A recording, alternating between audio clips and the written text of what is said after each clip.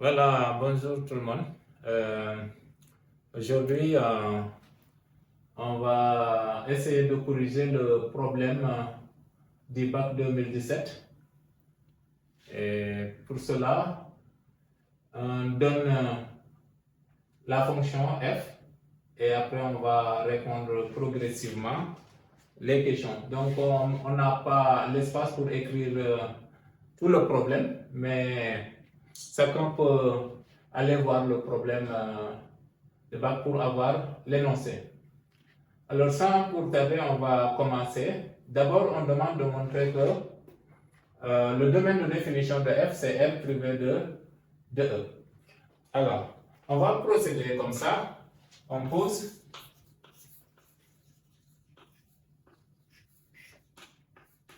f1 de x égale à 2x plus 2 plus ln de 2 exponentielle de moins x moins 1. Avec condition x inférieur ou égal à 0 et f2 de x égale à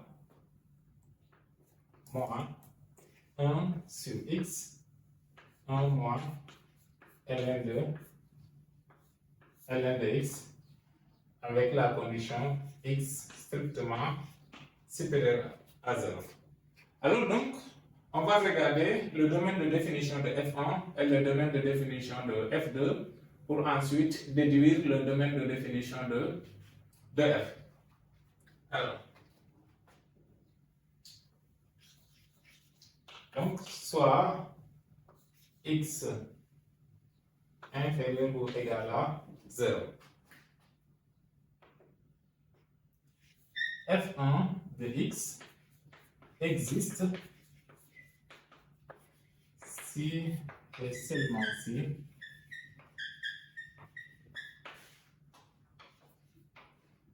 et seulement si, en fait, là c'est un polynôme, c'est défini sur R. Alors là, on a ln, donc ce qui est à l'intérieur doit être strictement positif.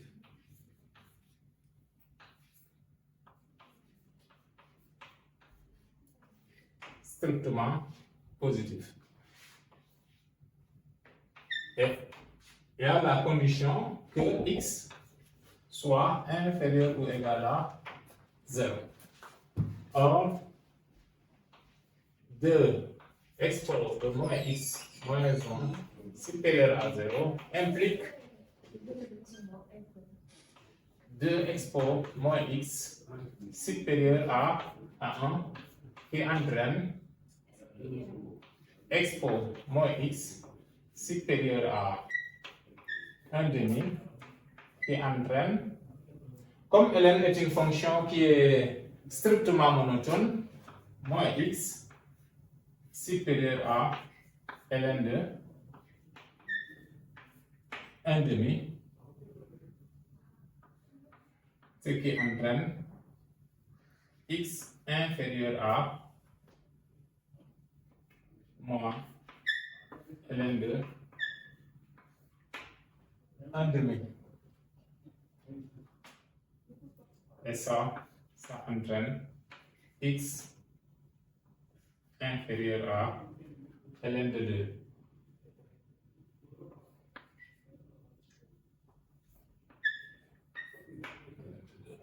Et si on ajoute la condition x inférieur à 0, on obtient df1 c'est égal à l'intervalle moins l'infini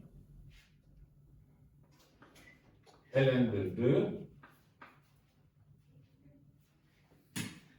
inter l'intervalle moins l'infini 0. Et ça, c'est égal à l'intervalle moins l'infini 0. Alors donc, on a ici le domaine de définition de f. Et après, on cherche le domaine de définition de f2. Et avec la condition x positive. soit x positif. F2 de x existe. F2 de x existe si et seulement si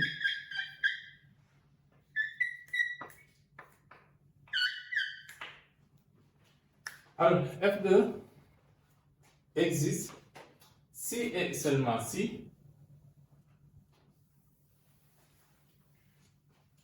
là, comme on a un quotient, le dénominateur doit être non nul.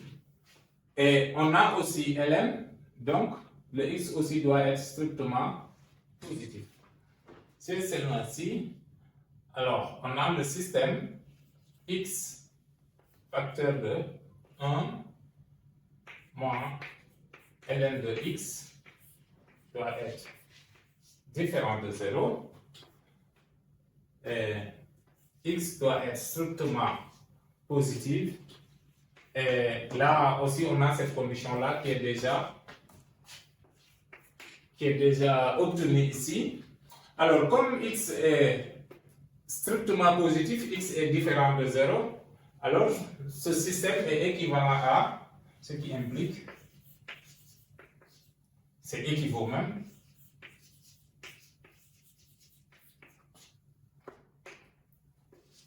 à 1 moins ln de x différent de 0, car x est strictement positif, ce qui veut dire que x est différent de 0. D'où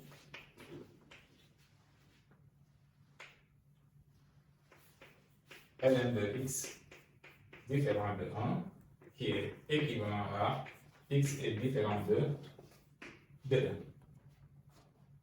Ainsi, D2, F1, F2, c'est égal à R privé de E, inter la condition x supérieur à 0, et ça donne l'intervalle 0 plus l'infini privé de F. Finalement, D de F égale à, finalement,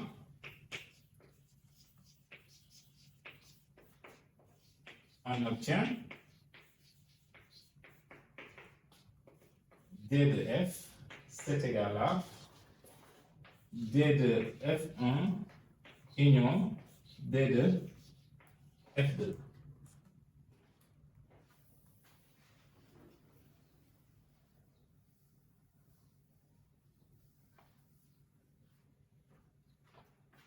Donc,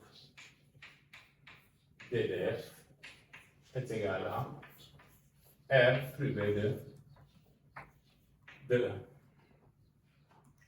Voilà, la question qui suit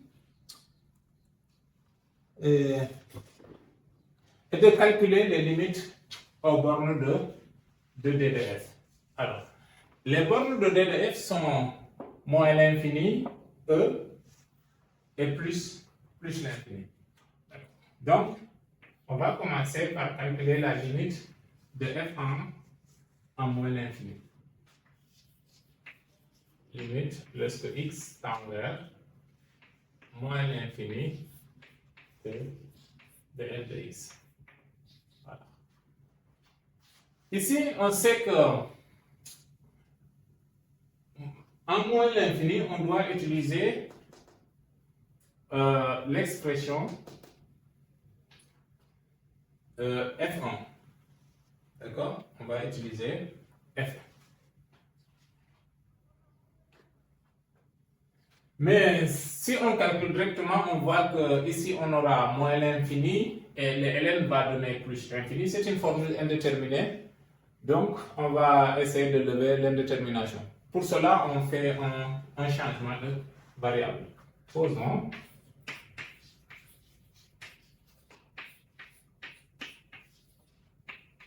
Donc, on pose grand X égale à exponentielle de x. Alors, on a grand X qui tend vers plus l'infini quand petit x tend vers moins l'infini. Et comme dans l'expression de f1, il y a x, on va aussi tirer aussi petit x. Plus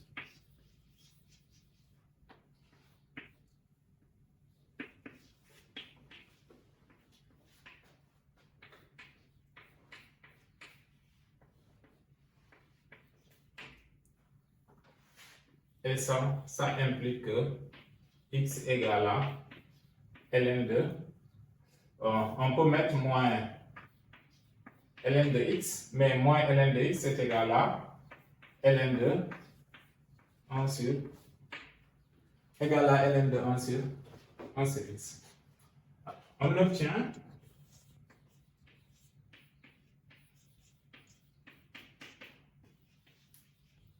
alors f1 de grand X, si on fait le changement de variable, c'est égal à, ici on a X, ça donne 2 ln de 1 sur X plus 2 plus ln de 2 grand X moins 1.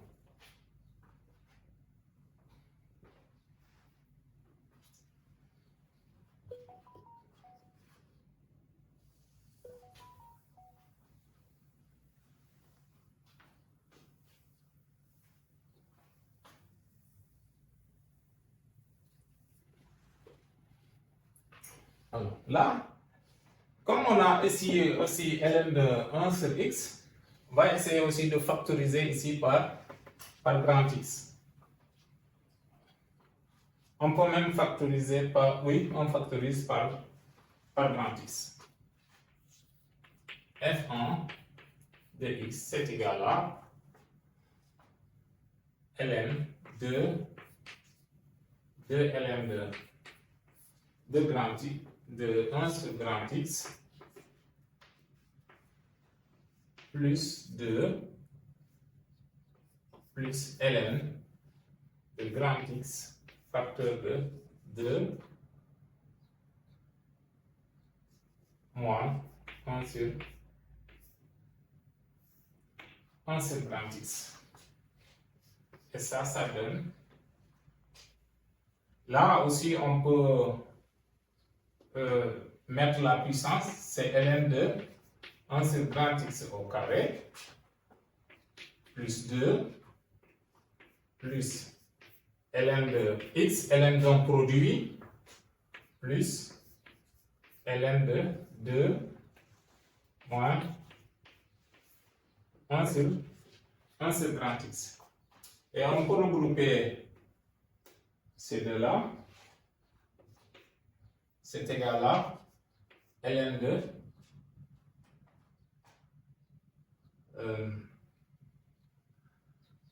1 sur x plus 2. Donc on fait le produit, donc c'est x au numérateur, je simplifie avec ces deux-là, plus ln de 2 moins 1 sur x. On pouvait aussi regrouper, utiliser ln d'une somme, ça marche aussi, c'est ln de 1 sur x fois 2 moins 1 sur x plus 2. Et là, on peut calculer la limite lorsque x tend vers plus l'infini de cette fonction-là.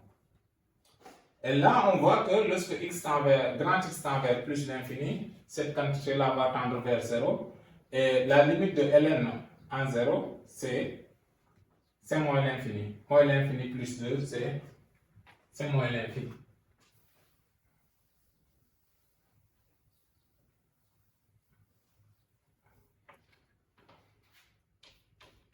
puisque limite lorsque x tend vers plus l'infini de 1 sur x facteur de 2 moins 1 sur x égale à 0 et que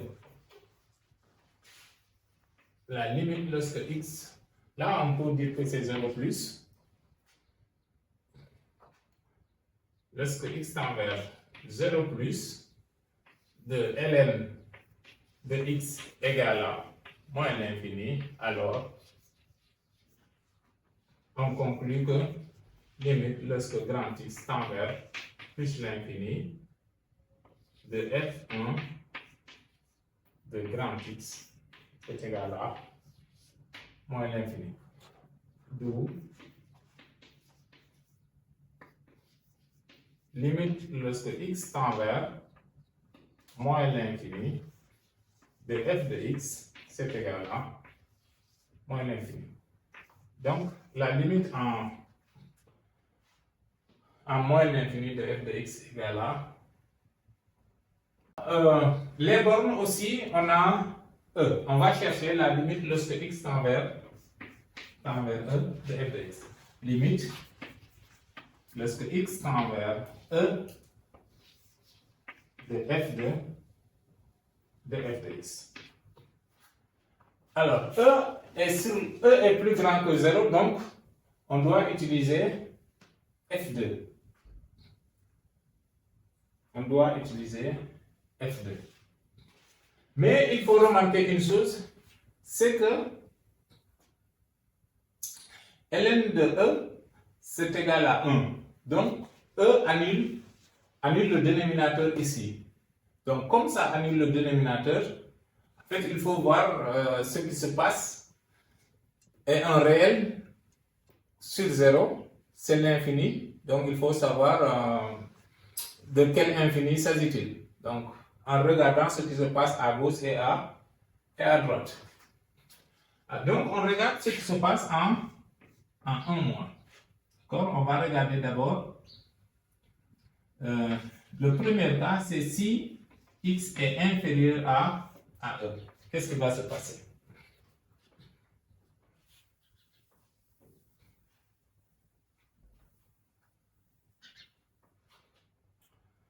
Alors, la fonction ln est une fonction qui est strictement croissante. Donc, si x est inférieur à e, ln de x est inférieur à ln de e. X inférieur à e entraîne ln de x inférieur à 1. Parce que ln de e, c'est 1. Et si on transpose, ça va entraîner à son tour que 0 est inférieur à 1 moins ln de x. Et comme x est positif, le produit est positif.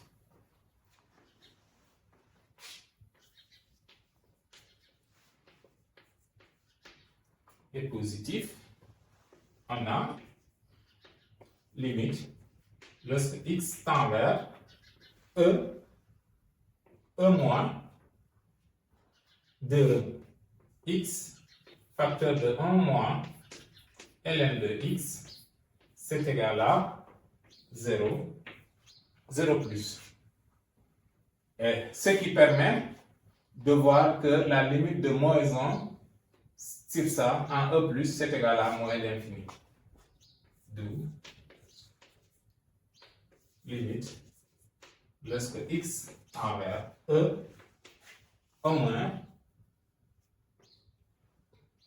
moins de moins 1 sur x facteur de 1 moins ln de x. Là, c'est 0, mais c'est 0 plus et moins 1. Donc, moins 1 sur 0 plus, c'est égal à moins l'infini. C'est égal à moins l'infini. Alors, donc, la limite, c'est moins l'infini. Après, on regarde ce qui se passe lorsque x est supérieur à 1. De la même façon, ln de x est supérieur à ln de 1.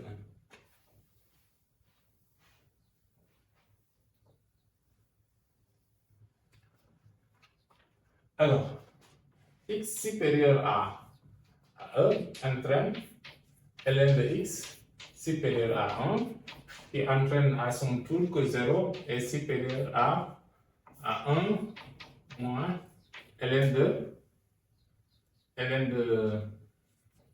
x, et ça entraîne que x 0 est supérieur à x facteur de 1 moins ln de x car x est positif. Donc, si on calcule la limite lorsque x tend vers e plus de x facteur de 1 moins ln de x, on trouve, comme c'est négatif, c'est 0 moins. Ainsi, la limite devient plus l'infini. Ainsi, la limite lorsque x tend vers e plus de moins 1 sur x facteur de 1 moins ln de x c'est égal à plus l'infini. Donc finalement, la limite de f en e moins c'est moins l'infini et en e plus c'est plus l'infini. Ici, voilà, c'est comme ça. En moins c'est moins l'infini. En e plus c'est plus l'infini. D'accord. Voilà. Ensuite, on peut résumer ça finalement.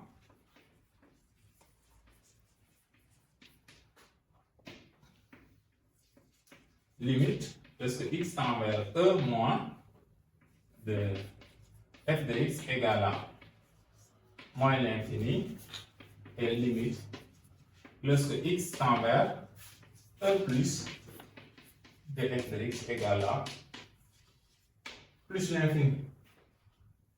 La question qui suit est d'étudier le signe de x moins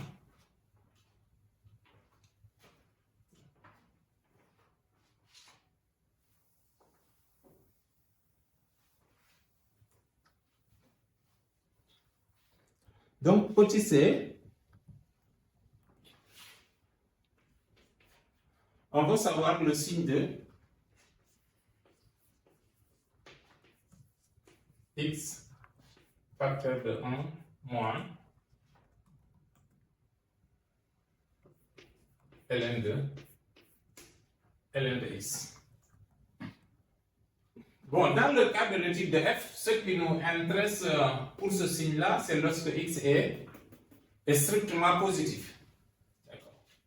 Alors, quand est-ce on a x facteur de 1 moins ln de x positif, quand cette quantité-là est positive, et on sait que dans ce cas-là, est x positif. Donc, comme on a un produit, donc le produit est positif, ça veut dire que les deux facteurs doivent être de même signe. Implique. Donc, ce produit-là est positif et x positif nous permet de dire que 1 moins ln de x doit être positif. Et ça va entraîner que 1 doit être supérieur à ln de x, qui entraîne à son tour que x doit être supérieur à e. Entraîne e supérieur à x. Donc c'est positif pour x supérieur à x et négatif dans l'autre cas. Bon, on peut le résumer sous un tableau. Donc, ici, c'est x. Donc, on s'intéresse au cas des x positifs. Et là, on voit que la valeur qui annule, c'est 1. On est là. Ensuite, c'est plus l'infini. Donc, l'expression x facteur de 1 moins ln de x, son signe. Là, on voit que ça s'annule là.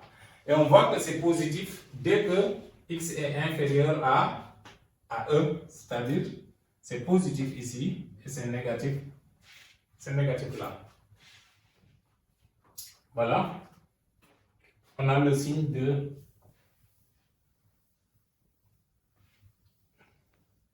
x facteur de 1 moins x. Et la question suivante, c'est d'étudier la continuité de f en 0. D. On veut étudier la continuité de f en 0. Alors là, on voit que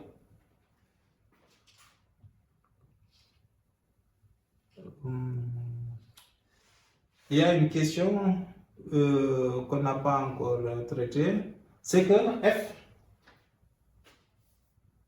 on demande de montrer d'abord que la question c'était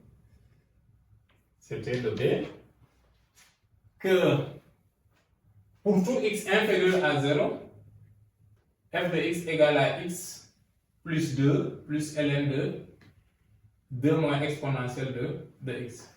Alors,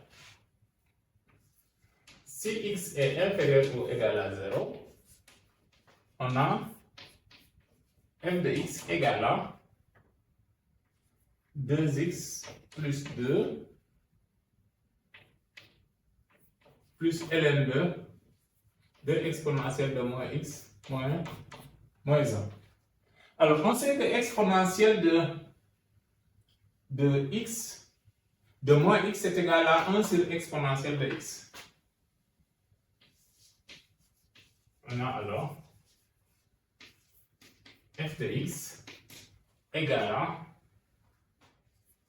2x plus 2 plus ln de 2 1 sur exponentielle de x moins 1, c'est égal à 2x plus 2 plus ln de. Si on réduit au même dénominateur, ça fait 2 moins exponentielle de x sur exponentielle de x. Exponentielle là, donc quotient, c'est 2x plus 2 plus ln de 2 moins exponentielle de x moins ln de exponentielle de x. Mais ln de exponentielle de x, c'est égal à x, c'est égal à 2x plus 2 plus ln de 2 moins exponentielle de x moins x.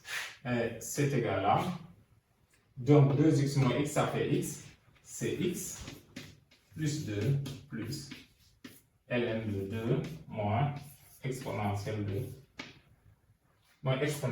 x. Et ce qu'on voulait démontrer. Donc, à partir du moment où, pour tout x inférieur ou égal à 0, f de x égale à ça, on peut réécrire l'expression de f. C'est-à-dire, on peut changer l'expression de f ici en mettant x plus 2 plus ln de 2 moins exponentielle de x pour x inférieur ou égal à 0. Alors, la question qui suit, c'est d'étudier la continuité de f en 0. Alors, est-ce que f est continu en 0? On voit que ici, l'expression à gauche et à droite de f, les deux expressions ne sont pas les mêmes. Puisque ces deux expressions ne sont pas les mêmes, alors il faut étudier la continuité à gauche et la continuité à droite en 0. Donc, on va regarder d'abord ce qui se passe en 0 plus. Alors là, on voit que f est défini en 0. Voilà. Donc, on regarde d'abord ce qui se passe à gauche. Limite, lorsque x tend vers 0 moins de f de x. Alors, 0 moins, c'est que x est inférieur à 0. L'expression de f, si x est inférieur à 0, c'est cette expression-là, c'est égal à limite lorsque x tend vers 0, 0 moins 2 plus x plus ln2 de 2 moins exponentielle de x. Et ça, ce n'est pas une formule indéterminée. Ça, c'est un polynôme. Ici, c'est 0. Exponentielle de 0, c'est 1. 2 moins 1, ça fait 1. ln de 1, c'est 0. Donc, ça donne directement 2. Et là, on voit que c'est vraiment f de 0. Et après, ce qui suit, c'est la limite a. Voilà.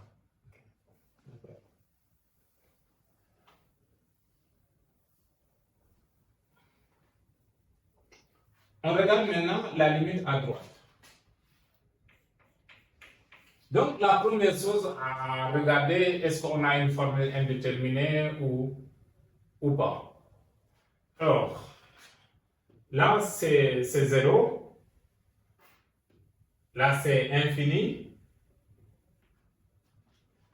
Donc, si on regarde directement, on a une formule indéterminée. Qu'est-ce qu'on va faire? On regarde d'abord la limite de celui-là. Voilà.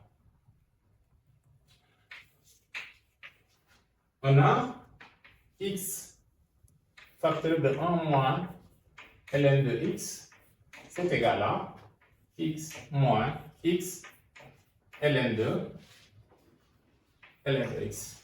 Et là, on pourra utiliser la croissance comparée ici pour calculer la limite.